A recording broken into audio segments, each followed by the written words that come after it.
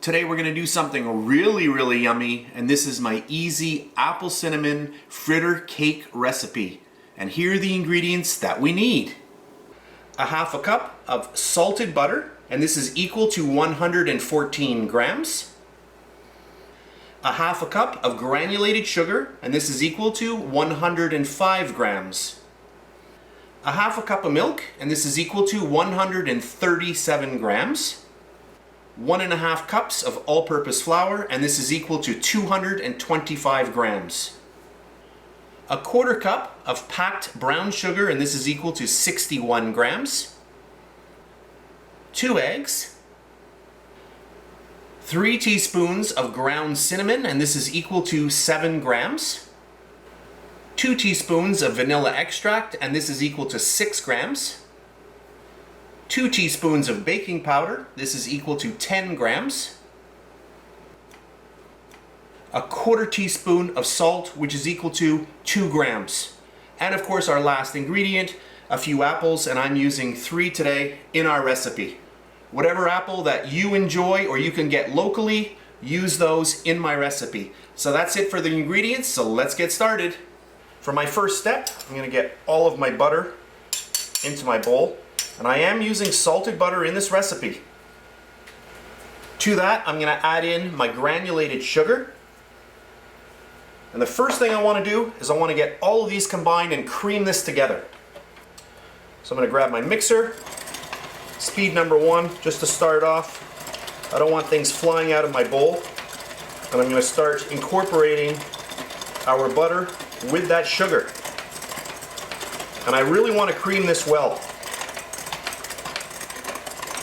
And my butter is soft. The softer your butter, the easier this process will be. I'm going to increase my mixer now. And you'll see as this starts coming together, it starts getting more creamy. And this is exactly what you want. To loosen up my mixture, I'm going to add in one of our eggs. That's egg number 1. Just increase my mixer now a little bit more.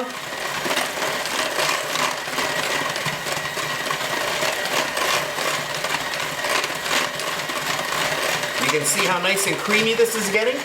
I'll add in our second egg.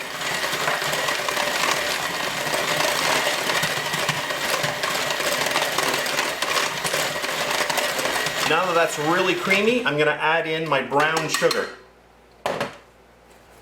So I'm going to grab my brown sugar and just break all of that up. This is just going to help the mixer incorporate this. Get it all in there.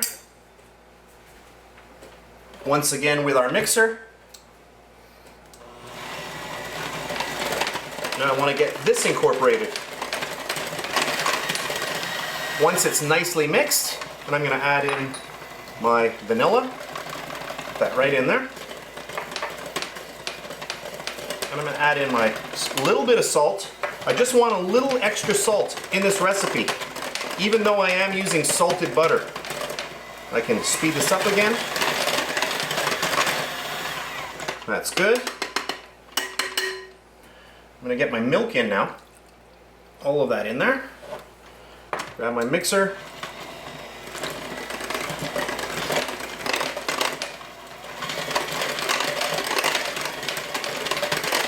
Okay, that's good. And do not worry about it curdling like that. That's totally normal. I'm going to grab my flour. Get a little bit of that flour in there. Our cinnamon. And our baking powder. And we'll just get that through. And then the rest of our flour. Just push that through. Perfect. I'm going to grab my mixer. And I don't want to overwork this batter. So I just want to go speed number 1 and just gently get all of this mixed together. And that smells really, really good. Okay, and that's good.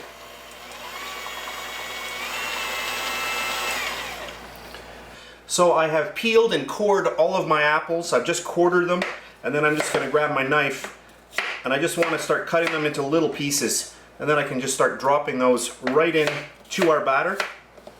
Make this really, really fast. So I'm going to keep doing this, and I'll come back in a second. You can see the size that I'm using. You can cut any size you wish, but that's a good size because you don't want these breaking down too much during the baking process. So you just break them up and get them in there. So I'll be back after I finish all of these up. Okay, and there we have all of the apples.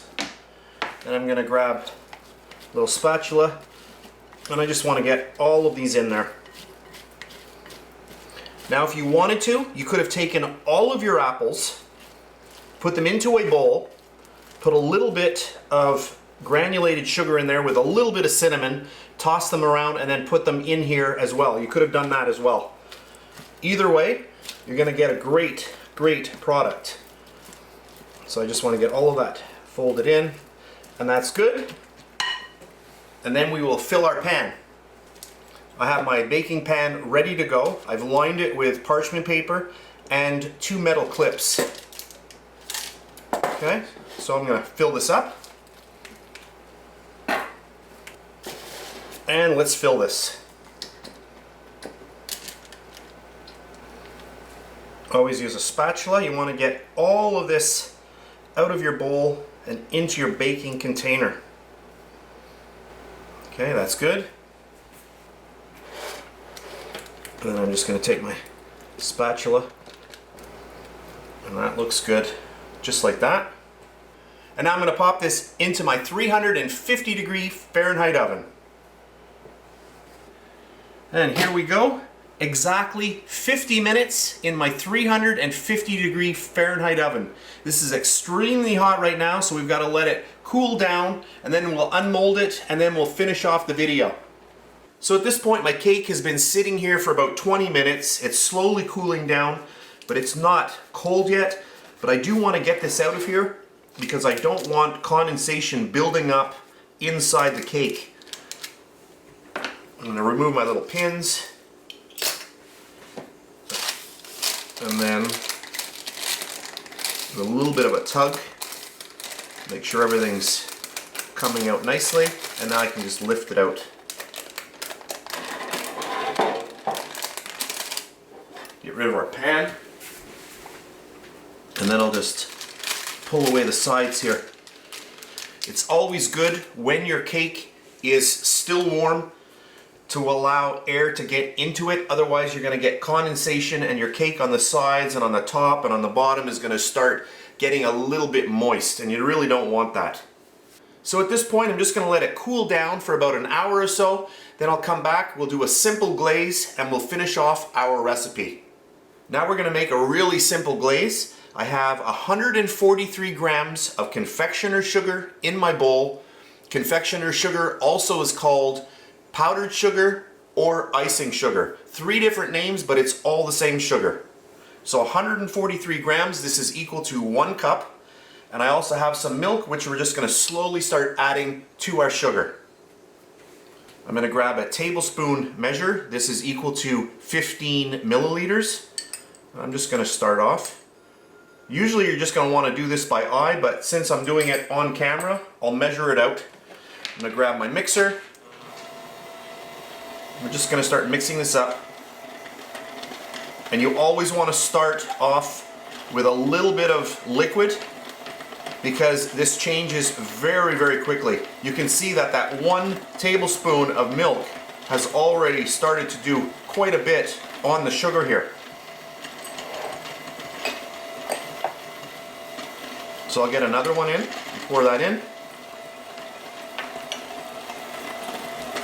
So you can see how quickly this starts to change.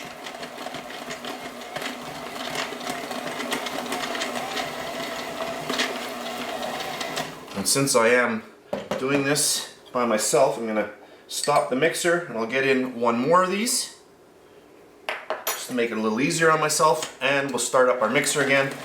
and start mixing this in. So that's a total of 3 at this point. 3 tablespoons. I'm going to increase my mixer a little bit here. Now instead of milk, you could use lemon juice. You could use a little bit of vanilla. You can use water instead if you wish as well. And I don't want to have this too runny. You can change this recipe any which way. If you want it a little bit thicker, you can add less. But you see here, I think that looks pretty good like that. Now if you make a mistake, all you have to do is just add a little bit more icing sugar just to fix it all up very, very quickly. But you can see how nice that is. So I just want to get this really blended. So I'm going to get my mixer going. And I want to get everything well incorporated at this point. So that's about 20 seconds of mixing or so. And I think that looks good. And now we are ready to frost our cake. For this step, I've decided to leave my parchment paper in place to catch all of the drippings as we go back and forth. Parchment paper, by the way, in some countries is called baking paper. So I have a spoon here, and I'm just going to grab some of this and then just start dripping any which way you want. Just do any kind of drizzle, just back and forth, and put on as much or as little as you wish. And in case you're wondering, yes, you can add food coloring to this as well. So if you wanted to change up the color for some reason, just add a few drops of food coloring and mix it in. And you'll be totally fine. Doesn't that look good? And that really gives a nice look to the finished product. And you can see why we left that parchment paper on there, because now it's catching all of those drippings. And I made quite a bit here. You could drop this recipe by half. You could only use half a cup if you wished. I'm just going to go a little bit like this. Give a little contrast. Back and forth.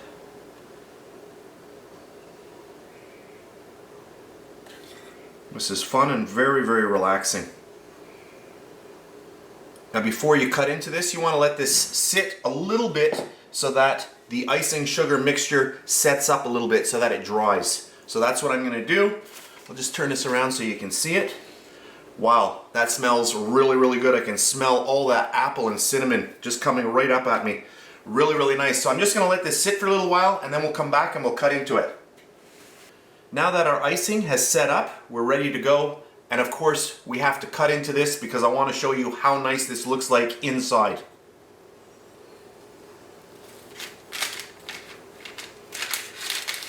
And I can already tell when my knife is going through this how moist this is. And let's just slide our knife right underneath and just pop it down. Look at that. Let's bring that up over there. Oh, that looks amazing. And it smells really, really good. Of course, if you've got extra icing left over, you could just drizzle a little bit on there. So I've just zoomed in quite a bit. Hopefully you can see the detail in this really nice cake. You can see the cinnamon and those apples. Not too much apple. We use 3 apples in this recipe. If you want to use more, what's going to happen is you're going to get more of a mushy cake. So you can either go 2 or 3 apples. You could go 4 depending on the size of them and how much apple you actually want in your cake. And I really hope that you do try out this recipe. It's really, really good. And of course, as I finish off my video today, I'm going to have to try a little piece. And look how easily my fork goes right into this. Super, super moist.